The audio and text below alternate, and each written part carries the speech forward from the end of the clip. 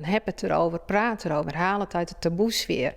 En ja, zo zijn we deze expositie ook natuurlijk ingestapt van deel het. Ja, heb het erover. Een bijzonder onsjoch in Museum Dokkum. Een interactieve expositie over Alzheimer van Stichting Ik Ben Wil. Indrukwekkende portretten, maar ook hoe alles bij en komen is, worden beeldjes beschreven in 4 haatstikken. Als Alzheimer draag je samen met familie, Alzheimer draag je samen in de tijd. Met betrokkenen is dan nog een deel en Alzheimer draag je samen door te delen. Dus die 4 hoofdstukken en dan hang je daar alles aan op. Daarnaast kunnen bezoekers zeg maar de braintrainer aan de slag als puzzelje. Voor mensen die het dreig vinden om over de ziekte te praten, had Anker nog wel een aantal tips. Lees er dan in ieder geval over dat je wel weet dat je echt totaal niet de enige bent die tegen allemaal dingen aanloopt.